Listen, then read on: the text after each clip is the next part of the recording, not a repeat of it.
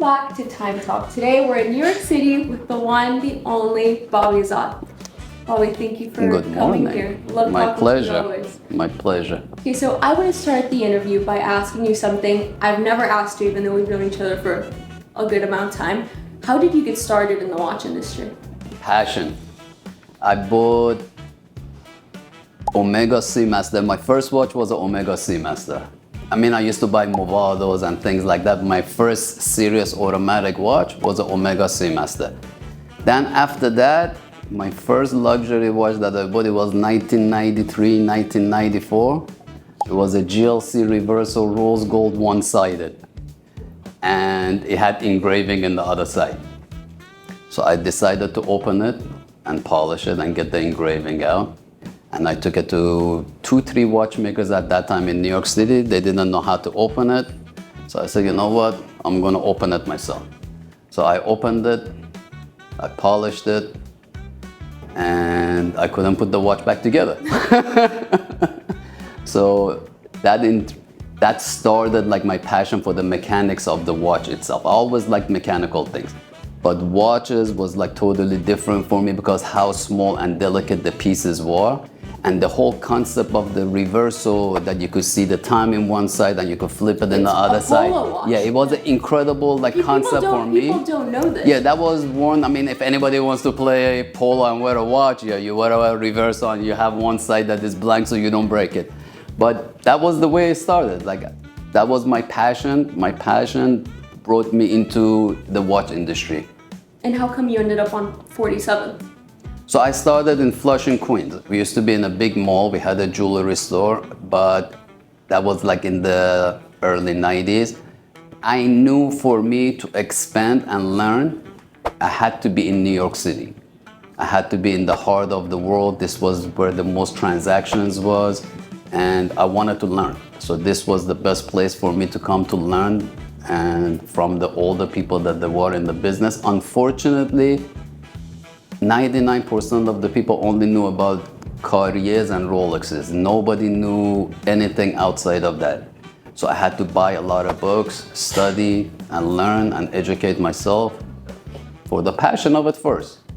It was all about the passion and the excitement of the mechanics. You've been on 47th Street for such a long time. How have you seen everything change? I mean, it went from just dealers to now these people are little celebrities and people, come to 47th for the glitz and glam of it when it's really not a glamorous place. So how have you seen the industry change and 47th change?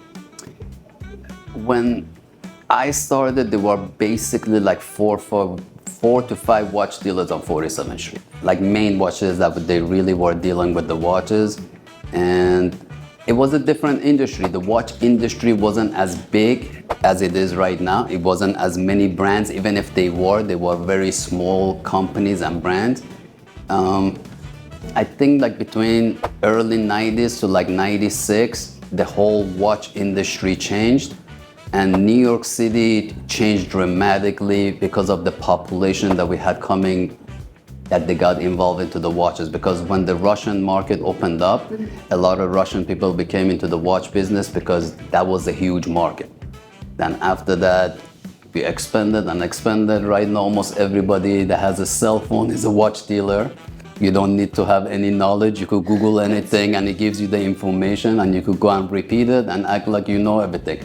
But how has it changed?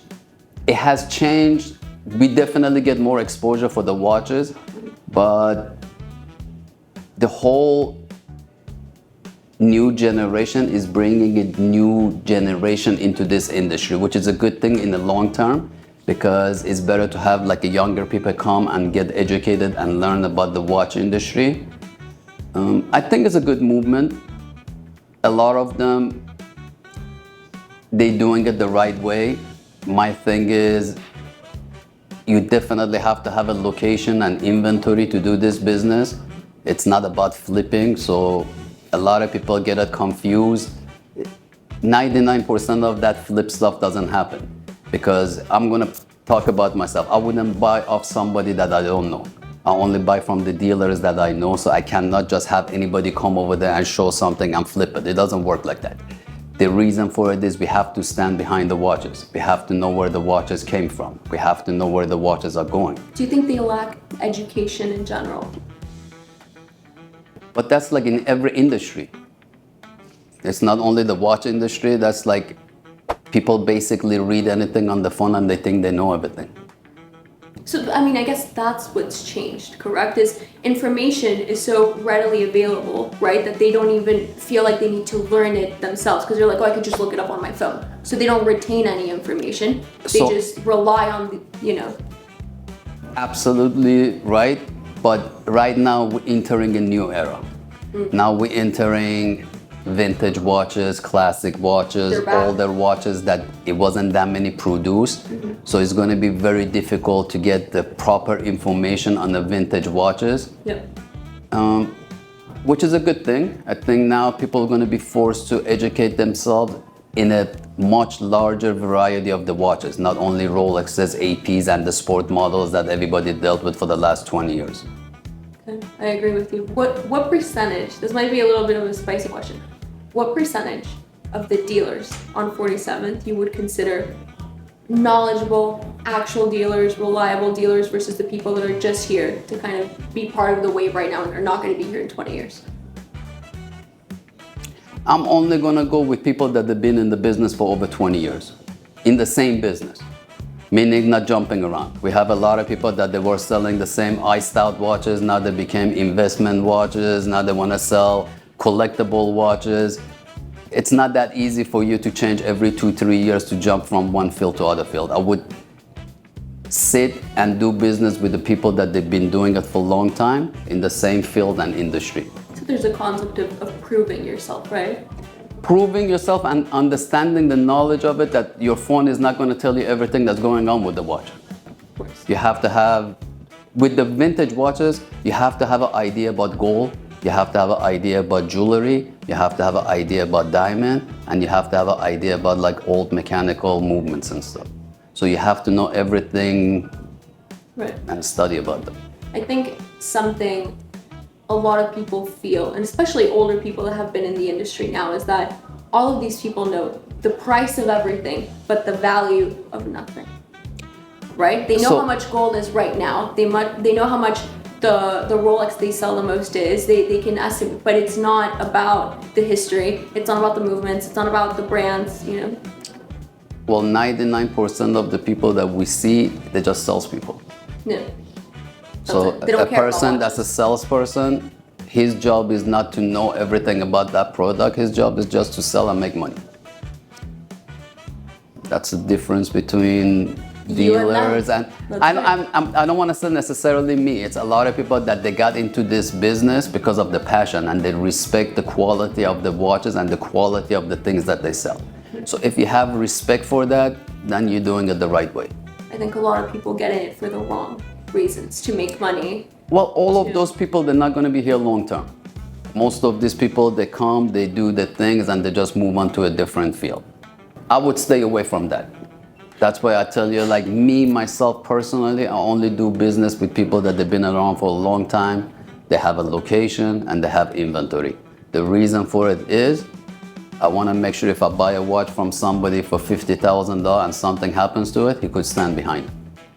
A person that flips it and he made $200 or $1,000, he cannot stand behind a $50,000 item if something goes wrong.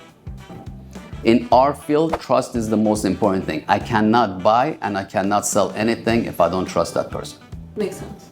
And all that comes from relationships. The relationships and the experience and the people that you're working with. And if you're selling good product, it makes it much easier because the after-sale process is much easier to deal with. So to all the new people here, all the newbies, we'll see you guys in 20 years to see it. I hope so. I like it. Like I help a lot of young guys that they come to ask questions. I love the people that they have passion for it and they want to learn. Anybody that wants to learn, I'll be more than glad to help them and teach them the industry. And that's why everyone comes to you. Everyone. Yeah. If they get a watch they don't understand or something really special or different, that's not something they're used to, they come to you and ask you all the questions. I would love to help them. I would love to help them. I let everybody use my experience to make money. I don't have any problem with that. And as long as people have passion and they just want to do the right thing and sell the right stuff, I'm here. Okay, Bobby, we're gonna close things off with a round of rapid fire questions. Are you ready? I know you don't like these. I know you don't like these because he's a man of thoughtful answers, but are you ready? I'm ready. If you could wear one watch for the rest of your life, what would it be? A 3940 Patek, rose gold. Classic choice. What brand has the best finishing? Because I know you're a finishing guy. You know, every brand, they make unique and beautiful watches. Not their commercial lines, like the stuff that they made limited edition. Most of those items, they are incredible. Like for example, Audemars Piguet has made some unique watches with the gold movements I love. You know, I love skeleton watches. Like I love a skeleton because you cannot hide anything inside the watch. So everything is visible, the complications are visible, the work is visible. I like Breguet skeleton watches. I like Vacheron.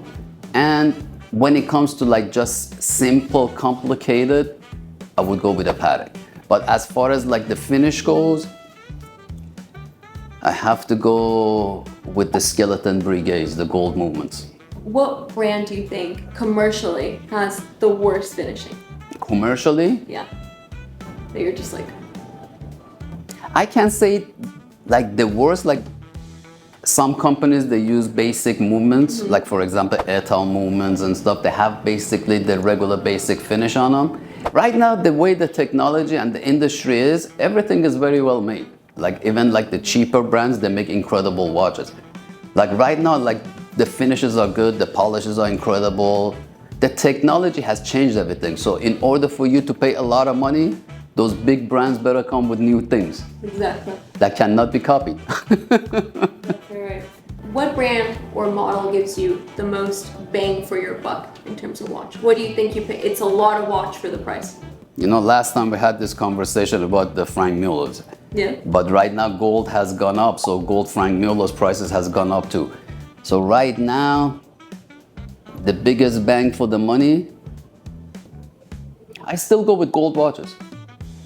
I believe right now, because you have the material alone, the biggest bang that you could get right now is having like a gold watch. If you could have a gold complicated watch, is brilliant. Like if I had to invest right now, I would buy like a gold complicated watch. A gold complicated. Something with a good name. What's a brand whose price you cannot justify? I think I have a few guesses for you. You see, every brand can charge whatever price that they want. Nobody could tell you how much to charge for your merchandise and your work and your art. My thing is, do they show the same experience and the quality and after sales process that goes with it? If everything goes like that, I understand it. But right now, almost everybody is overcharging people. My opinion, like the regular brands that they're making commercial watches, continuously making regular watches, I think the prices are very high for the service and the quality of the jobs that they give. It's just too much. It's too much production of the same product and like mass producing. It's like too much coming out. What's a brand you're tired of hearing about? You know the answer already. Everybody knows the answer. I'm tired of hearing about Rolexes. I think, like I told you before, it is the most overrated brand. The reason for this is the same shape, same design with the, you could go with the same shape, different design. They just changed the dial around, they changed the bezel around. You know what Rolex reminds me of? Rolex is like a Porsche. They kept the same concept, they just changed a little bit things around. It's the same oyster case. And you know what? Porsche dealers, they like Rolexes. Rolexes dealers, they like Porsche. You know why? Because they don't lose value. It's not the beauty of it, it's the value of it. You don't think the Land Dweller was revolutionary? Was it everything you wanted from innovation from Rolex? I don't believe in sport watches. That's me. Any? Any. I like dressy watches. I like gold, complicated watches. For me, the complication is what makes the watch different. Like a basic two-hand telling regular time and stuff. A Rolex is not going to tell a different time for me than a Seiko, Casio, Patek. It doesn't matter. If the movement's a basic movement, it's a basic movement. I'm sorry. I like complication. If I'm paying a lot of money for something, it better have some kind of complication. What's a brand you think deserves more attention or is underrated? That I don't know. I would probably go with the Vacheron because they've been around for a very long time and they make incredible watches. Yeah. They make incredible timepieces. They are an incredible company, but they never got the recognition that they should get. Like if there is any company that's been around for a long time and I truly respect their work and the quality, is a Vacheron that hasn't really achieved what they should really achieve. I think Vacheron. That's the kind of brand to me that when I see someone wearing it, I'm like, you understand watches, you're collecting. It's like a Longa, for example. No one's wearing Longas, no one's wearing Vacherons, you know what I mean? If someone's wearing a 222, like an overseas, I'm like, wow, like you get it, you know what you're doing, instead of a freaking Royal Oak. No, Tina. I love Lange, Yeah, me too. but Vacheron, It's just like their movements are, yeah. because they're thinner movements, smaller movements, and they make super, super complicated watches.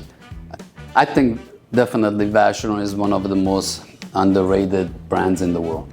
In terms of people that are starting to collect watches, what advice would you give them, and what's a good piece to start your collection with? 99% of the time when somebody wants to start a watch collection, they're gonna start with a Rolex. The reason for it is they get more use out of it than any other watch. You could wear it sporty, you could wear it dressy, it's more flexible. But after that, it all depends to your taste and your style. Like, if you have your own style, you would go with that. If you're looking at other people, what they wearing, we know what you're going after. But Another Rolex. Another Rolex. But my opinion, I would start with the vintage watches. Really? Yeah. The reason for it is you start to learn about the basic mechanics of the watches and like how everything started. They start at the beginning. Yeah, from the beginning, like they're not as expensive, they're cheaper. Some of the vintage watches, you could buy it, you could explore it, you could play with the mechanics and see how it works and work yourself up from there.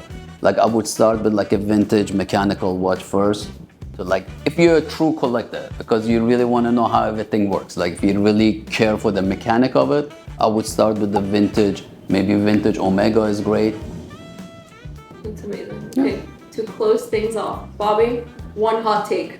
So we did an interview about the FP Jones and stuff, and somebody texted me from 3 years ago. I had a conversation with me, and he asked me about what do I think about Richard Mille? Is it gonna come back or it's not?